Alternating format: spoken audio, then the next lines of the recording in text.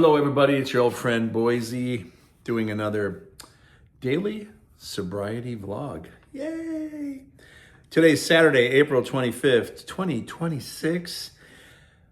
I have been sober for 14,270 days and counting. 39 years and 24 days. And if you're keeping score at home, 468 months and 24 days. Yeah, who would have thought? I wouldn't have, I'll tell you that much. But it's kind of nice. Yeah. Cheers. Got my Hard Day's Night Beatles mug. Celebrating a little sobriety. Celebrating life. Celebrating times that I spent already today with friends and family and others. And just enjoying what's out there, enjoying what life has to offer. It's quite refreshing, actually. And I'm happy and I'm humble. And I'm in a bit of a giddy mood, I guess, because, some days you're up, some days you're down. Some days you forget you've been sober for as long as you have been, and you just kind of go through the day with just another day. Now that I'm doing these video blogs, I'm actually keeping track and writing it down, because there was a time where I did keep track. Like when you're first sober, it's kind of like when your friend has a baby. How old's your baby? 7 months. Oh, okay. How old's your baby? Well, 13 months. You don't seem to say a year and a month. You say 13. How old's your baby? 23 months. How old's your baby? 25 months. Then after a while, you start saying, well, 2.5 years, 3 years. If your baby was 39 years old, you wouldn't say, how old's your baby? 468 months. He's coming right along. After a while, you kind of abbreviate it and cut it down. It's just kind of fun when you do it with sobriety, because the people get shocked at how many days, because over 14,000 days, 14,270 days, that even has more of an impact than 39 years. You're like, what? So it's kind of fun. Definitely a conversation starter when I go to a treatment house, or I'm in the Circle AA meeting, Narcotics Anonymous meeting. Those numbers get noticed, even by other addicts, because they're like, what? How did that happen? And that's why my way of paying it forward to other people, because it's like, well, it happened because I just worked at it one day at a time.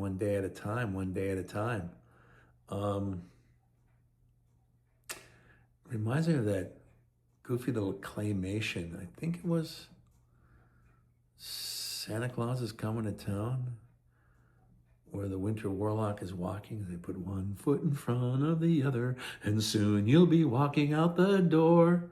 Yeah, it's like that. You just don't pay attention to it. It just happens. Then you just look at mile markers, just like you would with your children. It's your baby's 4th birthday, but you don't celebrate, 3 years and 11 months. Oh, your birthday's coming up, that kind of thing. With sobriety, you kind of look at things a little bit differently. There's some people that say that they count their sobriety as the day they were born or born again. So if they've been sober for 10 years, they've only been living for 10 years, because the rest of it behind them over their shoulder was just a mess. They tend to learn a little bit from it, but it's what happened in the future as you move forward. Whatever works. I truly believe that all the F-ups I did led to where I'm at right now. So the major F-ups in my past have become amusing talking points now, and people that can use it as an example and say, wow, you actually did that? I can't believe it. And it's just kind of interesting, because sometimes you can't believe it yourself. You're surprised that you even did it, to yourself or to others. And sometimes when I say things to people, they're like, really, you? Because I've been so far removed from it, they wouldn't even think that I was even capable of doing that. And certainly they're comparing those stories to what they see right now, my behavior and the way I behave and talk and the way I conduct myself. It's a contrast. So when some people say to me, why are you always bashing yourself and putting yourself down in your past? It's like, keeps me humble, and it gives you a chance to do a before and after, because you weren't there before. So now you're hearing it for the first time, and you might be a little shocked. What? You? Really? That's what she did? I can't believe that. You know, and that's the way things are. That noise you hear is Cece. She thinks she wants to get a fourth lunch. Let's get her off the counter. Little girl? Yeah, I know. She likes to eat. It's her hobby. She's a cat. There she is. See her? Isn't she beautiful? Skinny little thing and always so hungry. I'm not so hungry and I'm always overweight. Just the opposite. You know, that's another thing too, is when you're looking at yourself when you're sober, it's like, weight, exercise. I do my 10,000 steps every day. I do my yoga. I do light weights. Because of the arthritis, they don't recommend I do heavy weights. I used to run marathons after I sobered up, but then my arthritis flared up and both my knees have been replaced, one of them twice. So all I can do is walk, bike, swim, no more running, which kind of sucked because I was really getting into that. I'd run 6 miles a day. I got the runner's high. I kept running for that feeling.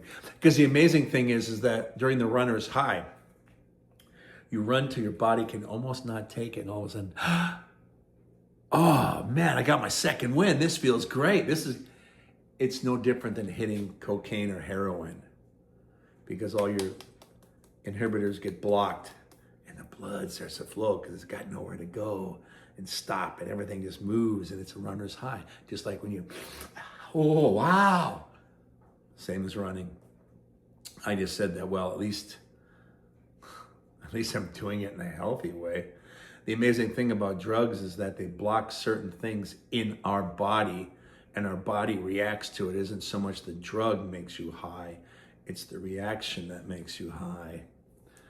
But that's the feeling that you're chasing, because that's also the feeling when, if she doesn't love you, he doesn't love you, you're feeling bad at work, you missed a promotion, people don't understand you, you just don't feel like you're being seen, and the world is just treating you bad. Misery. Well, that doesn't even bother me anymore. F those guys, I feel pretty good right now. Yeah. That's what it's doing. It just blocks, kills all your emotions for the time being. And you think that is a cure to the way you're feeling. And it's not. And that's how you end up self-medicating yourself and going down that path over and over again. And the more we repeat things, the more it becomes part of our habit. Do it too long, it becomes part of we perceive it as part of our DNA. It's just how I am. Saying, you fall for it, you trick yourself into it, and it's just not a proper way to live. But it's the exact way you would use to kill yourself slowly over time. What's that, like the cocaine song that Stevie Nicks, who suffers from cocaine addiction, in Fleetwood Mac, Gold Dust Woman, dig your grave with a silver spoon. I remember back in the 70s, you go to the discotheque and some guys would have the gold chains and they'd have that little spoon right there. You knew exactly what they were doing. Yeah, that's right. They got some cocaine. You want to have a little bit of fun. The things you can invite yourself into if you had a bag of cocaine, no matter how much. Someone didn't even want you at the party suddenly opens the door. Girl who wouldn't even look at you twice. I'm like, oh my God, I'll get on all fours. It's that kind of thing. And you debase yourself and you degrade yourself for that stuff. And that's why the dealer always gives you the first few free. Because then you get into it, you go, this is kind of a fun little ride. I think I'll get back, get some money and get into it. And then I had some friends that were like, well, I'm making a lot of money as a server, and I'm making $300-400 a night, and so is my boyfriend. So like we were living large like rock stars. So like we were partying every night. You're partying every night. Then do another hit so you can go back to work, stay up for 2-3 days, rush and F things up. But then all of a sudden the money disappears, even though you're making $300 a night as a server. You suddenly don't have money for rent. Where did the money go? Up your nose. Don't have money for your kid. Don't have money for school lunch. You don't have money for anything. Then pretty soon you're fighting each other because you can't even pay rent. You lost the car, or you're driving without insurance. Just drive real safe, okay? All right? Just drive real safe.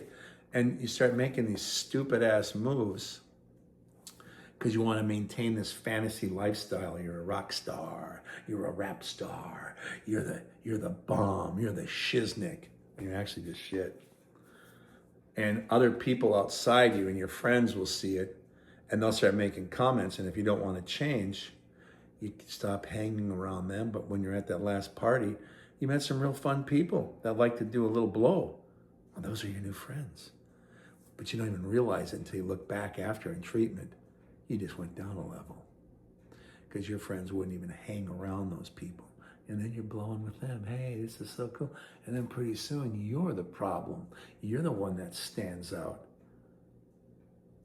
So there's some more people like, yeah, these people are just uptight. You gotta come party with us. Yeah, these people are better. Down another level you go. And you keep going, because that's where rock bottom is, down below. Eventually you're gonna hit it, or you're gonna hit it so hard it's gonna kill you. You think that you're original, you're not. All the patterns that an addict will have are the same. We just put our personal story in it. And that way we confuse ourselves and think, well, I know, but I'm original. I'm like a snowflake. Everyone's original. No one's the same. You know what I mean, man? Yeah, no one's the same. The framework is identical. Our personalities are in the middle, and that's where we think is different. But the way we behave around the drugs and the way we treat other people, and as we downward spiral, that shit is identical to me, to you, to anyone who's suffering from alcohol or drug addiction. That shit is the same. No different. I've had some personal friends like, man, I see your sketchy pattern. What are you doing? You're just lying to me right now. No, I'm not. Yes, you are. Everything you say is a lie. And then you're so whacked out when you're trying to justify your behavior that you literally say one thing and you literally do another thing. And you and me and anyone watching this, that's the definition that we use to call a liar, isn't it? Isn't it? So you're lying to people who give a shit about you, and you're also lying to yourself. Now, no one can believe anything you say. We go by your actions and we go, yeah, your actions are really out of whack.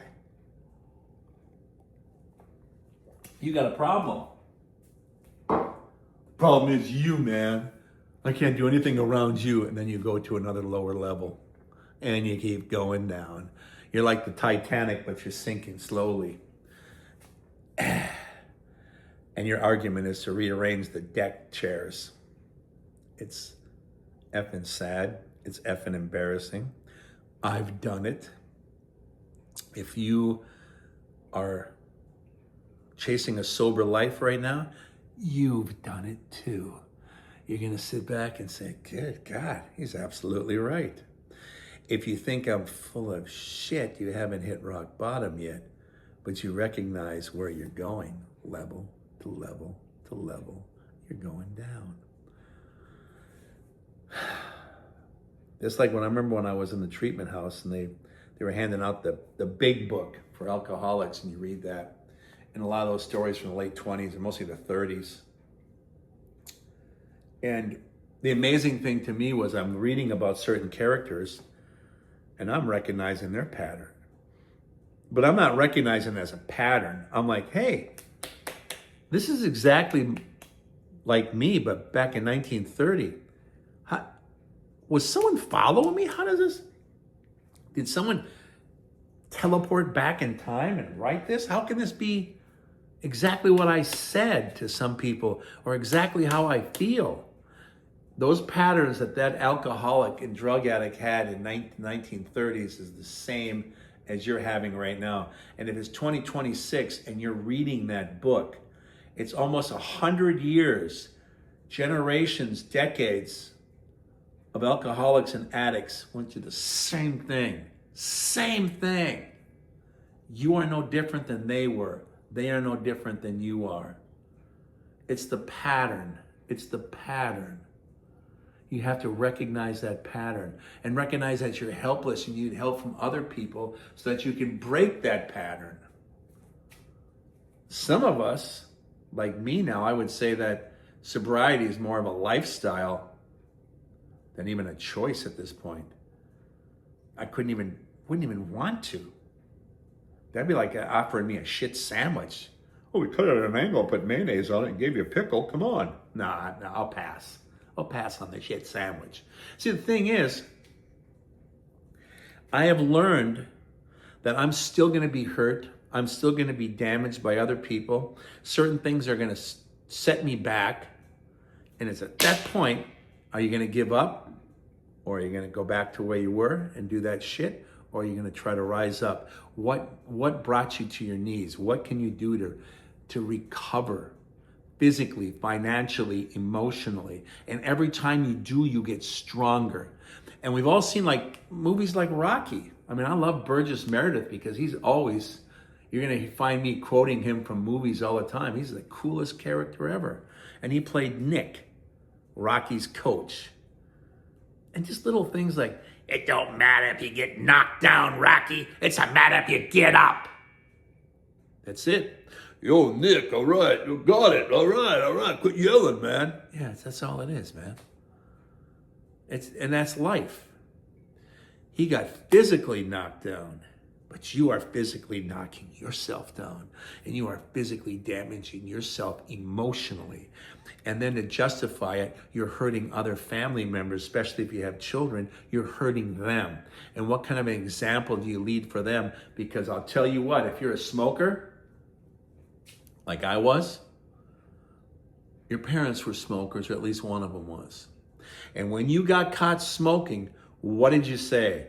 There's a great pattern. I'll share it with you. Same thing I said to my mom and dad. Same thing you probably said to your parents. Well, where do you think I learned it from? Yeah? Does this sound familiar? It does to me. I bet it does to you. Same with drinking. Same with anything else. I've had friends who go, I can't even believe it. My dad and my new stepmom, they one day this one girl, she brought me and my boyfriend in and said, hey, I know you guys are doing this, so let's just do it together. Goes in the closet and takes out Coke and did lines of Coke. Can you believe it? Even my dad was letting us do Coke. Yeah. Wow. High five.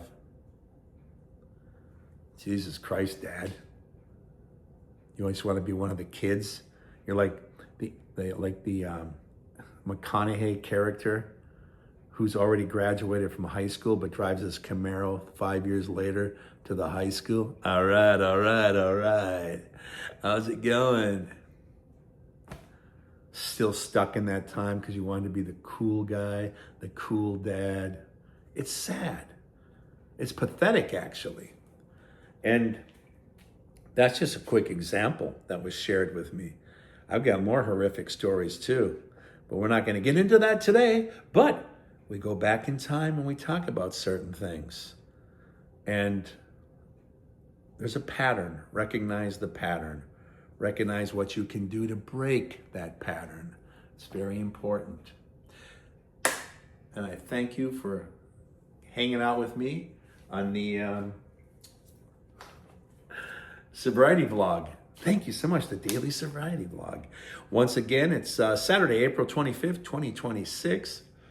I have been sober for 14,270 days. Woo-wee. 39 years and 24 days and 468 months and 24 days. Oof. Thank you for your support.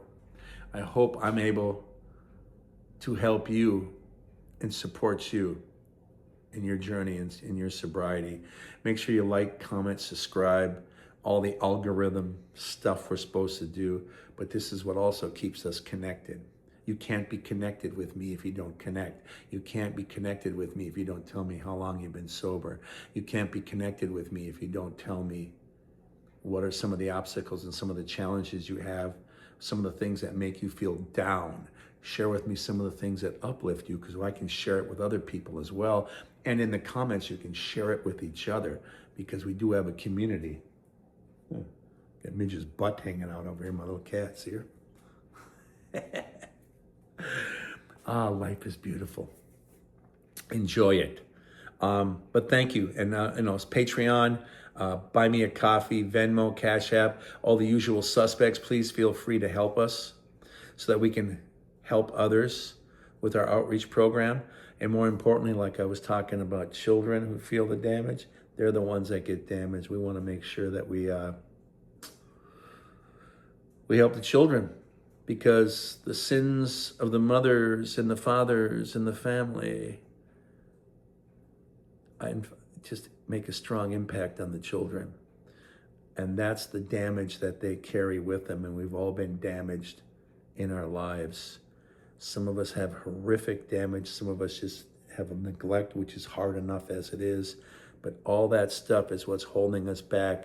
That's the hole in our soul. That's the tear in it all, that we try to keep filling it up.